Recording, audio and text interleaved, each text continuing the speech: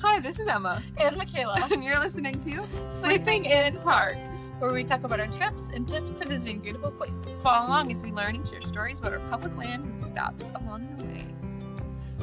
Planning a trip to Badlands. Yes. It's very cool. So, Yes. It became a park in 1978. It became a national park, and it is 44,000 acres or 382 square miles. Yeah. It's also a very odd shape. Yes. Which we'll get into in a couple minutes.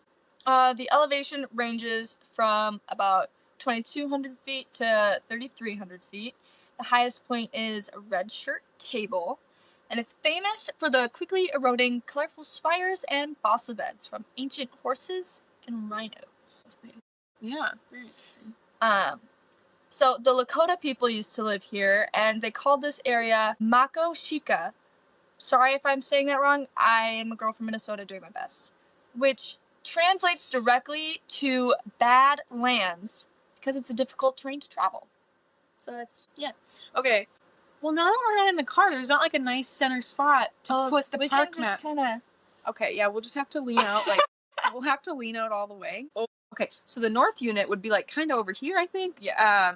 It's the most popular and the main scenic unit. It is iconic for the sharply eroded buttes, spires, and colorful formations, with some highlights being pinnacles and yellow mounds overlook, and the Door Trail, as well as the Notch Trail. And it has a scenic drive loop in it. It kind of loops you back onto the main highway over there. And then the Stronghold unit would be down here, which is a remote, vast prairie with canyons, table mesas, and is significant to Lakota cultural history, and includes remnants of a former Air Force bombing range with no roads to go through it. So you can only access it by driving around the edges, which would be South Dakota Highway 27 and Highway 2 and 41, or backcountry access. But I think you have to get, because I did a little bit more into the Palmer Creek, but I know that you have to get special permission for that unit, so I'm guessing you might have to get special permission for the Stronghold unit. But the Palmer Creek unit is then disconnected, and it's back over here. It's disconnected from the other two units of the national park.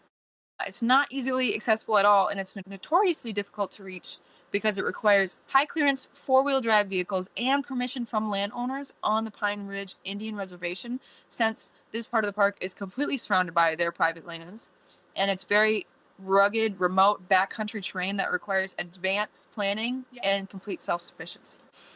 It's not a common thing to visit the Palmer Creek or Stronghold unit. The North unit is the most common and most visited unit in the park. But that's kind of the map. Yeah. And the North unit is what we'll mostly be talking about today. Yep. Figuring out your trip details, how you're gonna get there. We drive, and then you can fly, but where is the nearest airport? The nearest airport is Rapid City Regional, which is an hour away. Otherwise, the other closest two, one of them was Denver, was one of the closest ones. And then does Sioux Falls not have an airport? Sioux Falls was the other two closest. Sioux Falls is like the capital, right? And so those were the hub city of South Dakota. But Rapid City Regional, when I was doing the research, it said that one might be a little bit more expensive, and then so if you're looking to like catch a deal, I'm sure it's to do one of the other two. Yeah, it's a smaller airport, it is, I'm sure. So, yep.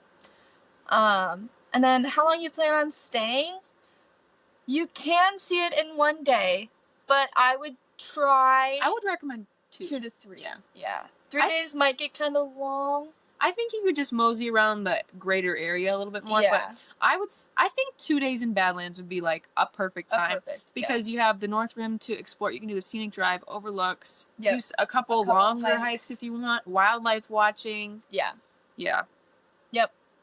And then you're going to want to look into a budget, including airfare, lodging and camping, food, activities if you plan on doing anything. However, in this park, there's not really any that you have to pay for, because most of the activities are like hiking and wildlife watching. So, and then also gift shops. Yes, our personal favorite. Yeah. And then places to stay in and around the park. So we would stay at campgrounds in and around the park, but the lodge in the park, there's only one, and it is Cedar Pass Lodge. And then there are lodging options outside the park. In Wall, South Dakota, where you'll find the famous Wall Drug. Oh, yeah. That if you drive anywhere in South Dakota, you will see at least 50 signs for the Wall Drug store. You see one about every half mile. Yeah, we really get a kick out of it on our drive out there because there's nothing except for open plains and Wall Drug in 50 miles. Yeah. Sometimes it's like, what was the longest one? It was like 150 or something, and we're like, okay, because I'm gonna drive 150 miles this way just to go to a store. I don't know, but yeah. Anyway, so there's Wall, South Dakota, which I would say is probably one of the closest towns that I found when I was looking for like even Airbnb options or hotel options that had the most options. The other ones were like you maybe had one motel in a town. They had like 2 stars or 3 stars, and I was like, I would probably just stay in Wall if you're gonna go in a gateway town. I think that's the one for this park. I agree. And then the campgrounds inside the park, they only have 2 established campgrounds, and that is Cedar Pass and Sage Creek. And campgrounds outside the park, so there are no recreation.gov campgrounds within 30 minutes. There were some other campsites, like more like RV type parks that are more like commercial for RV in some tents. I didn't find great ones like that. I was like, I feel comfortable recommending these. So I would just look into that yourself, or there is free dispersed camping in the adjacent Buffalo Gap National Grasslands. So, and I think one of the other reasons that lodging is so limited in this area is because most of the southern side is surrounded by, or like part of the southern side is surrounded by an Indian reservation, and the other part is surrounded by the Buffalo Gap National Grasslands. Yeah. So there's not a lot of room for like towns all over, you know, and it's not very popular. Like it's not the most populated place in the world. Yeah, but there are no reservations to get into the park. Vehicle reservations as of now. Yeah. So that's nice. Yeah. And then when to go for spring, there is luscious green landscapes with wildflowers, a little bit of mud, pretty pleasant temperatures, but there is potential rain or cold days, maybe even snow. April through June, and then May and June are a great time to see baby wildlife. Oh yeah. I do think, though, it being a prairie or grassland, just be aware that spring is tick season. Yeah, that too. And if you're going on hikes, I can't even imagine how many. Yeah, wear pants. Yeah, and there's also this spray that I forget what it's called, but you can spray on your clothes and leave them out to dry, and it's supposed to repel bugs and ticks. So that might be something to look into if you want to go in the spring. Yeah. And then summer is their peak season with all their services open, and you'll have long daylight hours, which I love. Mm-hmm. I love long daylight hours. Me too. Because in the winter, you have less than 8 hours some days, and you're like, how do I even do anything? I mean, you can do some things, but you can't. You can't do half as much. There's 14 hours in the summertime when you're like, yeah. But it can get hot with temperatures into the 90s, and it is prone to thunderstorms. And that time would be June through August would be summer. And then for fall, you got a little bit cooler air, some autumn, pretty colors, fewer people, but the weather can be unpredictable with either heat waves or early snow. Yeah, so, either one. You don't know. Yeah, you get both. And then September through early October is another great time for wildlife. My feet were falling asleep. I know. That's why I had to move. I didn't even see you move. I missed it. I was live at it. Yeah, I was not. I just stuck my knees in front of the camera. But winter, they have very few visitors with a snowy landscape and cold temperatures, as well as limited visitor center hours and some facility or road closures. November through April. And the winter closures, Cedar Pass Lodge and Restaurant close. Campground facilities, like the water and such at the campground, they close. Ranger programs close. Visitor center outside the main loop are closed or have reduced hours. And the scenic loop remains open unless they have temporary heavy snow or ice where it's not able to get plowed immediately. But yeah, you should be able to drive through the main loop in the park. Yeah. And then a couple fun things to do. Catch the sunrise and the sunset there. It is gorgeous there. Completely different. Like so colorful. Yeah. And also, if you're just driving through the park, no shame, we've done it. Yep. At least you get to see it. Try not to drive through in the middle of the day. Yeah. If because you can help it. you will see the most washed out version of the Badlands. Try, and maybe you won't be able to hit it at sunrise or sunset, which is okay. But even if you hit it, if like sunset is at like 8 and you can hit it at like 6, so it's just not middle of the day, and you'll hit it closer to when the sun is on one of the horizons. You know. Yeah. Yep. The colors truly look so different. It is looks like a completely night different. and day difference. Yeah, we found for sure it looks very different. Yeah. So that's our recommendation. Is a good tip is to try and see it closer to sunset or sunrise. Or and if you're there for 2 days, you'd have a couple sunrises and sunsets. That would be gorgeous. So. Oh yeah. And then biking is allowed on designated roads. The Badlands Loop Road is open to bikes, but be careful of cars. There's not much of a shoulder on this road. But also be on the lookout for bison and other animals. If you are included in like a bison buffalo jam, go to the opposite side of the road and try to use a car for protection. Wow. That's because it is pretty common to see bison there. Just be aware of your surroundings. Hiking is also a very popular activity in the park. They do have some designated trails, but they also have an open hike policy, meaning you're allowed to hike off trail. They say this, so it's easier to, they say rock formations are easier to climb up than down, so be careful, and cell service is pretty scarce, so make sure you have your tent essentials as always, and know your limits. Apparently. But I think I thought I read, maybe I just didn't put it in there, but it's because it's already eroding so fast. Yes. That hiking anywhere isn't gonna, it's not hurting the ecosystem or the landscapes, which is really cool. And even some of their hikes, I mean, they just kind of have markers for you to get to, and you can get there however you want. Like, it's pretty cool actually, because you like climb down in the Badlands kind of, and then you just kind of find the next marker, and you just work your way towards it. Well, and that's also because of how quickly it's eroding. It's like there's rock slides, there's stuff that are crumbling all over, so it's like it doesn't. Yeah, like so. This last time we went on the Notch Trail, the ladder trail, the one with the ladder, for sunrise, and it was so pretty, and we had the trail completely to ourselves. Late June, and it was gorgeous. Loved it. I think we maybe saw 4 other people. And it was one group. It was one family. Yeah. And we passed each other on our way back. That was it. Yeah.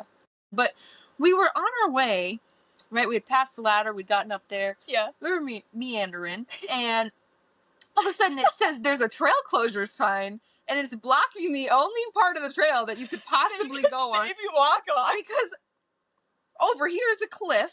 This way is where you came from, and this way there's just a straight up wall, and this way there's rocks. So this is the only place you could have went, and it's like, trail closed, do not continue this way. Okay, but to be fair, that trail, it was on like the edge of one of the spire things, so I feel like it's eroding. I guess it could have been like eroding and was fragile and was just dangerous to walk on. But it told you to keep going a different way, and I was like, which way do you go? There's a rock slide. Climb up the rock slide, because that seems safe.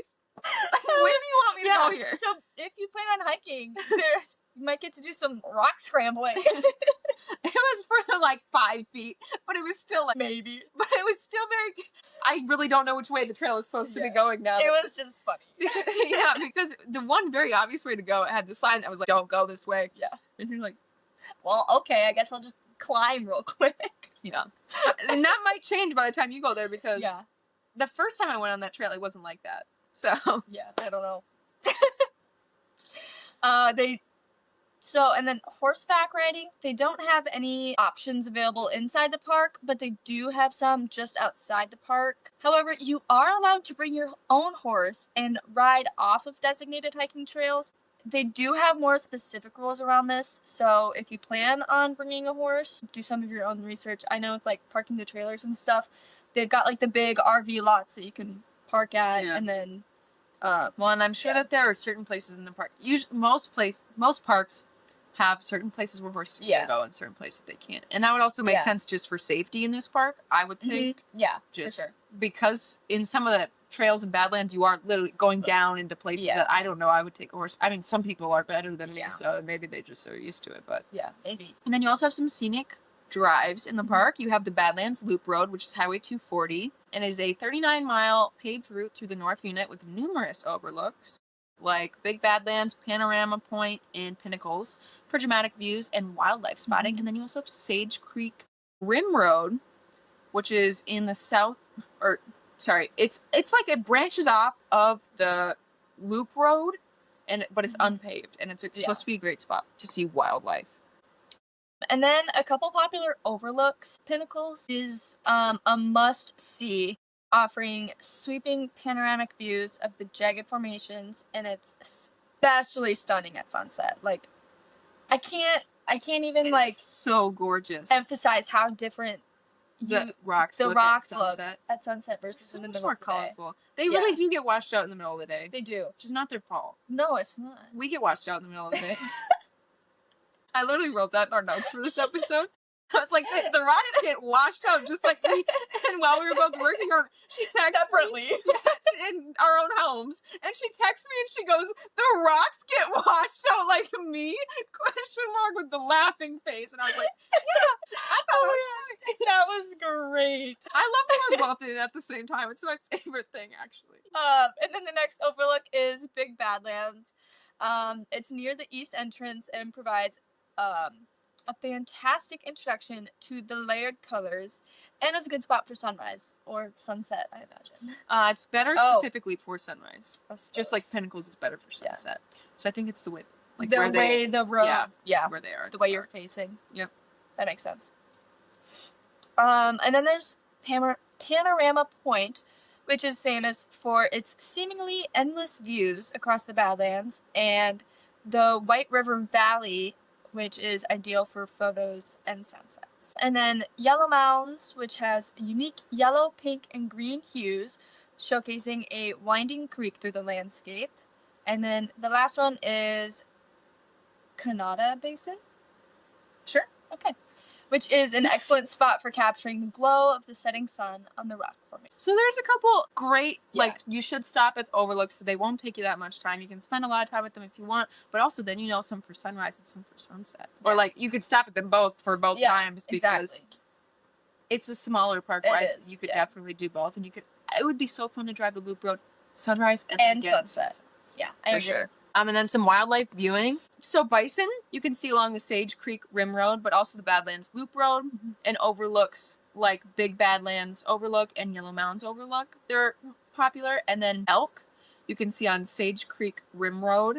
Along coyotes, those actually, just for all of these, remember that prime time is morning and evening. Dawn and dusk. Yep.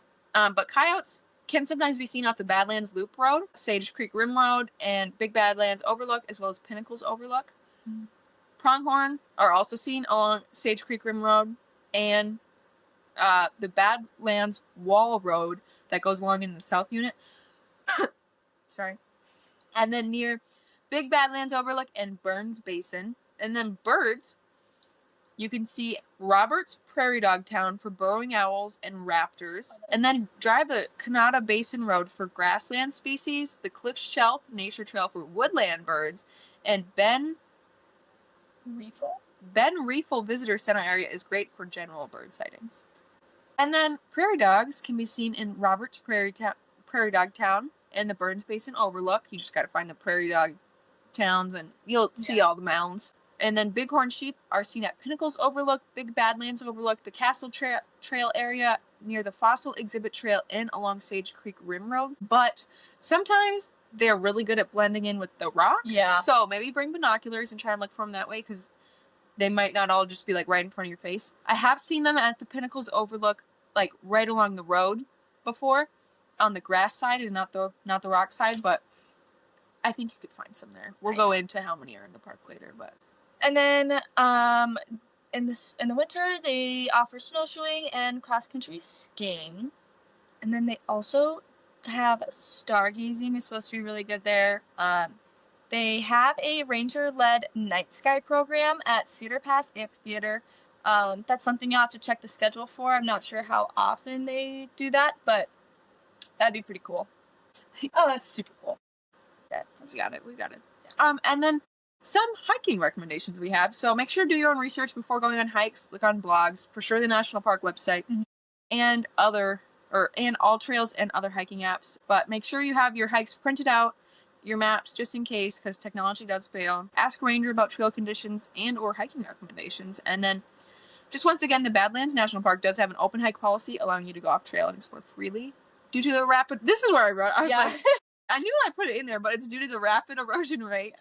So you want to make sure you have proper gear too, just to make sure that you're got your 10 essentials. Well prepared for your hike. Yeah. So we have a couple shorter trails because there's not as many established trails in this park as many other ones. But so for short hikes, 0 to 3 miles, we have the Window Trail, which is 0.3 miles, and it's a very short, family-friendly stroll that ends in a beautiful viewpoint of the rugged Rocky Canyon, and it's accessible out and back trail. So I think it's on a boardwalk for part of it. Oh, is it? Yeah, we went on that one our first year. It is. Yep. Yeah. And then it's cool because you can there's stairs down into. Oh into the canyon or part of the canyon. Yeah. So you can go down a little bit further if you want to, but there's also a platform viewing point. Yeah. So it's just really nice, clean trail that we liked. Oh yeah. And then there's the Cliff Shelf Nature Trail, which is half a mile. It climbs over a staircase and boardwalks, showing beautiful views of the valley and beyond. There's interpretive panels along the way to show information about the natural history of the area.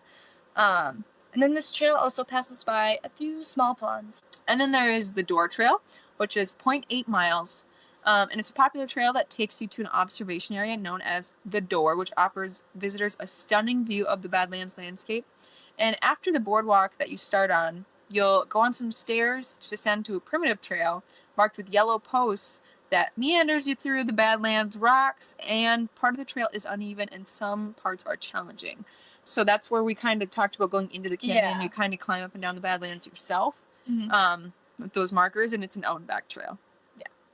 And then there's the Notch Trail, which is 1.2 miles. This is the one that we did. Yeah. This is another one we did. Yeah. And it's also one of the most well-known, I would say, trails. And I think it's just because of the ladder. Because of the ladder. So after meandering through a canyon, you come across a log ladder, which is pretty cool. And then it follows a ledge to the lodge for a dramatic view of the White River Valley. And then this is another out and back. Yeah, and the view... You could take, a little bit different way back if you wanted to. Yeah. Because it's an open hiking policy. Yeah. But the ladder was not steep at all. It got a little bit more like a normal ladder up at the top, but it started this, where you kind of just climb along. You kind of just walk. And it's just flat, almost on these logs. But it's still pretty cool. You could definitely take kids on this, and I wouldn't be worried. I would just make sure you keep an eye on them like any trail. Yeah. But the viewpoint was gorgeous. Oh, yeah. And you're kind of tucked between, these two spires, kind of. And it's it looks like it really is supposed to be a viewpoint, and it's really cool. And it's so... You can see forever, and it's so cool. Yeah. Yeah. Again, we saw the sunrise there, and we absolutely loved it. Well, it was funny, because it was we started our hike at 5:30 in the morning, and we're like, oh, we're running late. we just watched one of our vlogs back, and we started our hike. I was like, Michaela's like, it's 5:30 in the morning, and I was like, yeah, we're running late. We should have already been up there. It's yeah, we're late at 5:30. Sounds about right. Oh, that was funny. Yeah, it was. And then into the medium length hikes, which are 4 to 7 miles, we have one that is 4 miles. It's the Medicine Route and Castle Trail Loop.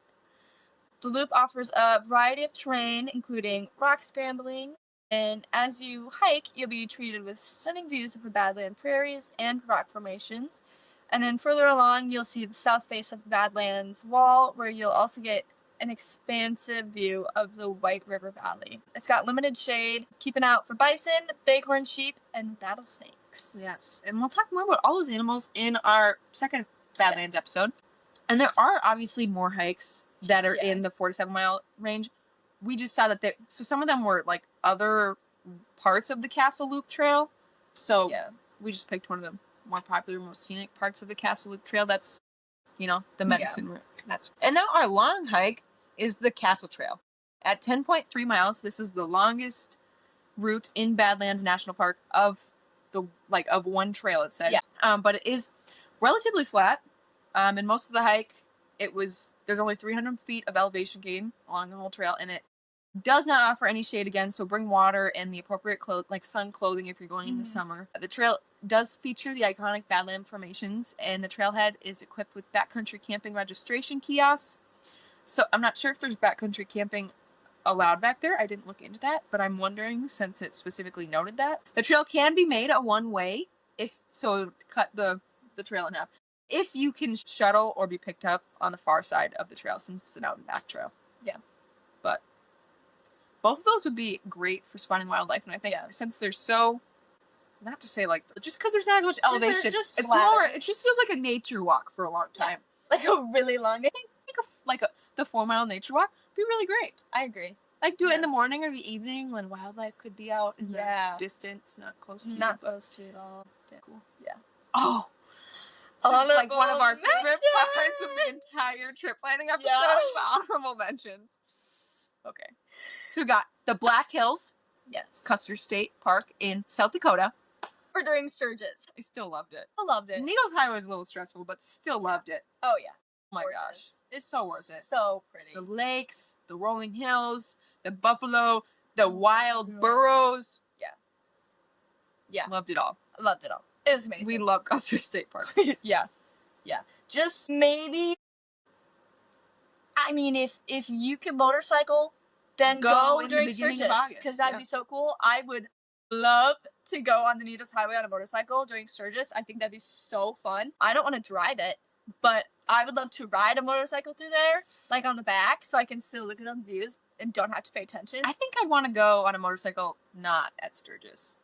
Because it's so busy. No, I know, but I think it'd be I would rather go on a motorcycle just not at because it's so full of other motorcycles and it's just like their own, like, community. I think it'd be so fun. So busy. Like, you can... Yeah. I don't know if I would have fun with that. Just because there's no way to escape the crowds, really. Because it's a state park. It's not as big as a national park, so it's a little bit harder. I mean, there are ways, but... That's true. I struggle with people. Like, the tunnel, we went, like, okay, so there's the rock tunnel on the Needle Highway, right? Yeah. But there are, when we were trying to go through it, a bus had just come through, and then there were motorcyclists. A giant coach bus. Because that just barely fits a coach bus. Like, they carved that out so a coach bus could fit. Yeah. Oh. But there were motorcyclists that were just, like, parked wherever they wanted, really, and so the car people didn't have really anywhere to go. Yeah. And that was very stressful for me. Yeah. That's true. I didn't drive through. I'm just like, where do I go? Where do I go? Yeah. Mikhail's like, I don't know. I don't know. And I was like, I'm not having fun right now. I do not want to be in this exact place in this exact moment. I want to be in Custer State Park still, but just not right here, right now. Yeah. That was scary. That was... You know, my dad even told us it was going to be Sturgis, but I was like, we're just driving through it again. I was like, we'll be fine. Like, we're just gonna hit the Needles Highway and a couple other spots. Yeah. But I didn't know that Sturgis had so many people. There's a lot of motorcyclists, which is very cool. And it's very cool that they come together like that. And then we saw them like the rest of our trip all through Wyoming. Oh yeah. Until we got out of Wyoming. Yeah. It was pretty cool, actually. It was. Yeah. And then there's also Mount Rushmore. It's a national park site. Yeah. Yeah. There's also Crazy Horse Memorial, that's in Rapid City too, and Bear Country, one of our favorite places, is also in Rapid City, South Dakota. Yeah, we love Bear Country. Which is right by Custer State Park, in case you're wondering. Exactly. This is all on the southwest side of South Dakota. Yeah. So, or midwest side, I don't know. It's all in the same spot. In the same relative area. And then you also have Wind Cave National Park in South Dakota, which is like in the same area as well. Which is crazy that we haven't gone there yet. I know. That's on the list. We are literally always driving through South Dakota, and we haven't been to Wind Cave yet. I know. How have we went to Badlands? Well, actually, we didn't drive through that part of South Dakota our last trip. And the trip, and our last trip, we went through North Dakota. So, the last 2 trips we haven't done. But I see what you're saying. We have went through that way a few times, and it stops. I know, it's on the list. I know. We'll get there. And then Scotts Bluff in Nebraska. Mm-hmm. Gorgeous. It's a national monument, and I'd say it's one of the, like, if you're gonna, I feel like to say you visited every state, you gotta do something in every state. I agree. You can't just drive through it. And I think Nebraska, a lot of people are like, oh, what's in Nebraska? Scotts Bluff is pretty gorgeous. And that was pretty cool. Yeah. Yeah. Loved it. And it's really cool. It's part of the Oregon Trail, right? Yep. And they have these really cool big ox with like a fake Yeah. carriage, and they got a cute little visitor center, and they have a couple hikes. Yeah. They have a couple hikes, and it's really cool. You like drive to the top of this butte, Like, and yeah. it's just gorgeous, and we loved it. It's very cool. And then there's also Devil's Tower in Wyoming. That was the first national monument, right? Yeah. Yeah. It was. And it's basically just a giant tower that comes out of the ground out of nowhere, and you're like, oh, that's gorgeous. It is pretty cool. Yeah, it's very cool. Yeah, I like that one. Yes, and then Bighorn National Forest in Wyoming. Yes. And just, I mean, I feel like if you listen to our podcast, you know how much we love this national forest. Yeah. It is gorgeous. You have multiple scenic highways that go, or scenic roads, I think one is for sure a highway, that go through this national forest. And you can climb up these gorgeous mountain roads, and then you're climbing and you're in the clouds, and then you hit meadows with giant mountains still, and like, but like hilly mountains with waterfalls and wildflowers if you're there in the springtime. I think, was that the cows? There are just cows. Loved when we camped there and we woke up and we went and brushed our teeth, and we literally just, there are cows just right there in the fog in the mountains, and I was just like, this is it. This is my life. If I could live here, I would move here right now, because I just, it was, I love that area. Me too. That was also, we were driving through there and saw a moose. Oh yeah, our remember that? Yeah, when it was an accident, the first time we went there. Yeah. And I was like, Michaela, turn it around. Whip it, we're whipping around. We're whipping. Because I'm like, there's a moose over. Because there were hunters that were like a little bit away. And then all of a sudden, right after that, because I was looking, there's a moose. There's a moose. That was our first moose sighting. That was our first moose sighting. Yeah, that was very cool. Yeah, it was. So anyway, go to Bighorn National Forest. Yes. You will have no regrets if you spend time there and you actually try and enjoy it. Yeah. I mean, last time we were there, it was super foggy the whole time. We were kind of sad. But we still saw multiple moose. Yep. A gorgeous mountain lake. Yep. And we got to see cows in the morning. Yep. And a pretty drive down. We didn't have a pretty drive up, which is the one that we love.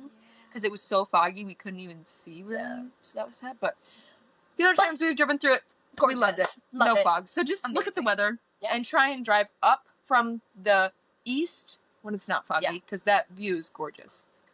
Yeah. I love it. I love it so much. Yep. And then also Theodore Roosevelt National Park in North Dakota.